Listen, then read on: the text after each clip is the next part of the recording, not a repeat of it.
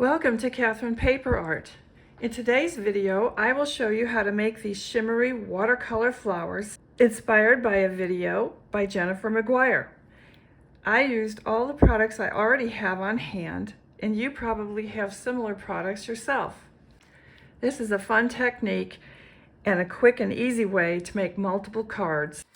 In today's video, I thought I would do something with some springtime flowers, as here in Boston we are anxiously awaiting spring, having still a lot of snow on the ground. So I thought I would take a cue from some of the other YouTubers and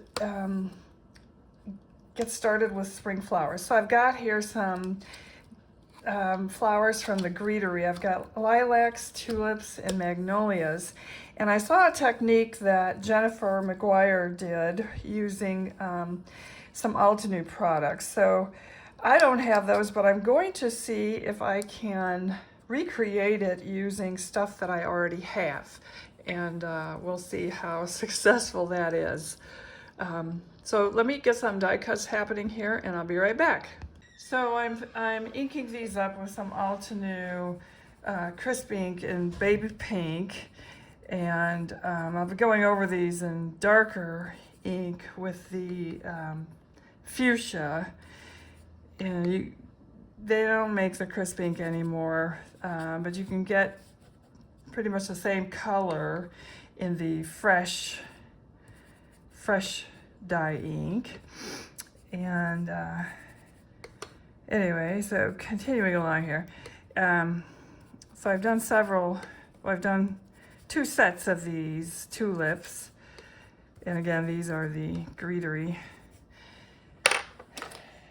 And so like I said, I'm gonna try this technique that I saw Jennifer McGuire do. And this is watercolor paper that I've cut these out of.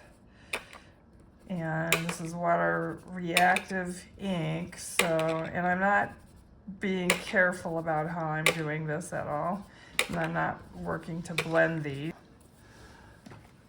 And what I did was I put these down with just some tape runner, obviously. I didn't use enough on this guy. But so I'm not being careful to blend these because I'm gonna let the water do that once I spray them. And then I'm going to add some shimmer to this. Now I do not have the shimmer relief paste that Altenew has out, but I think I could maybe duplicate the effect. Well, I'll attempt to duplicate the effect anyway. So I'll finish inking this off screen and be right back.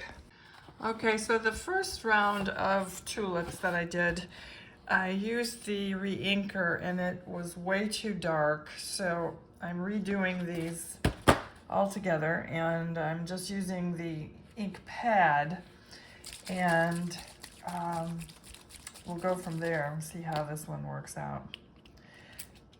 So I'm just using some shimmer spray and a little bit of water, and we'll see how this does.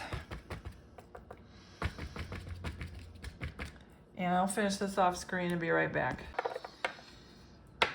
Okay, I'll leave these set aside to dry, and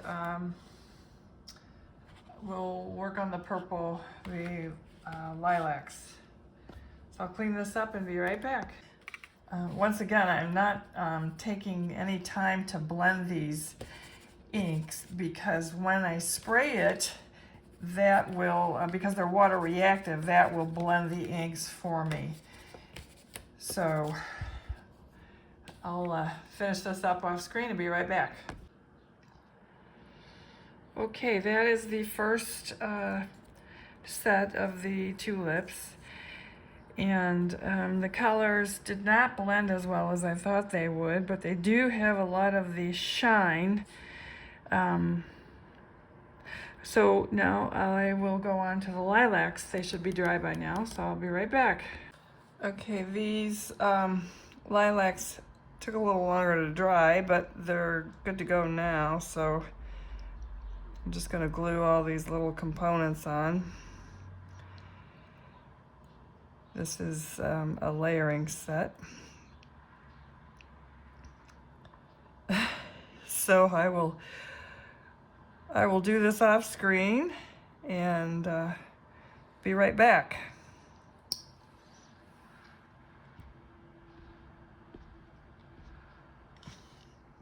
Okay, I've separated my leaves for the tulips.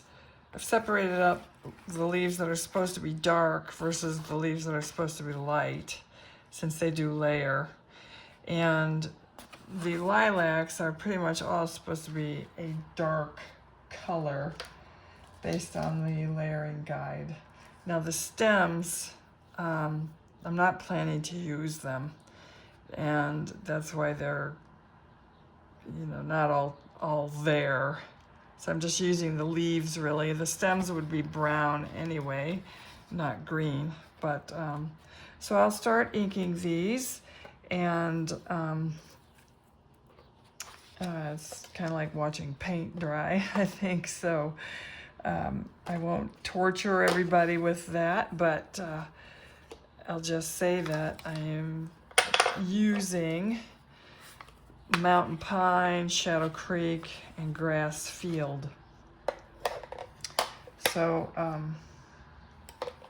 as I said, I'll do this off screen and be right back. Now I do want to clarify that just because some are light and some are dark, I'm still going to, provide some differentiation in inks and let the water do the blending. So I'm not just going to put down one ink. I'm going to do 2 inks, just to be clear. So what I've been doing is laying out my flowers and leaves. And I have taken my card base and cut it down like Jennifer McGuire did. She cut hers down, her first card, down to 4 3/4 by 3 1/2. And then she cut the second one down even smaller to about 3 1/4 by about 4 1/2. And that was to use less die cuts. She put them against a standard A2 card panel, like 4 1/4 by 5 1/2, to gauge where her die cuts would go, and then she would trim it down accordingly.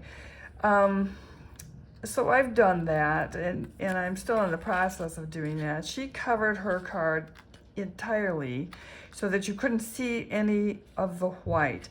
Now my die cuts don't lend themselves to do that. I mean, I could continually stuff leaves in here, but it just doesn't, probably isn't going to look the best. And I could, chop up my lilacs and stuff them in here and there, but then it's going to lose definition if you do that. And I'm okay with a little bit of the white space anyway.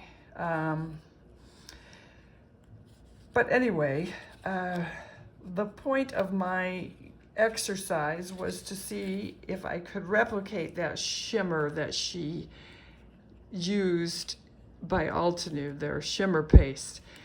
And what I did was I used what I had, and I think it worked out pretty well, at least on the leaves. Now, it would have been more successful on the die cut flowers, but for the fact that they are layered. You can see that it's, I don't know if the camera picks it up on the flowers or not, but the base of the flower is very shimmery, but putting on the top layer kind of minimizes that shimmery background. But anyway, so I'll go ahead and trim this down and maybe augment it a little bit and be right back. Okay, I have my tulips glued on, and mostly glued on. And now I will choose a sentiment and be right back. Okay, these are my finished cards. I've chosen sentiments for both. This is the thank you, simply thank you from Simon Says Stamp, and thank you from Spellbinders. I've popped both of them up with foam squares, and they are both blank inside. I've also put foam squares for extra dimension behind some of the petals, and I've relocated some of these leaves.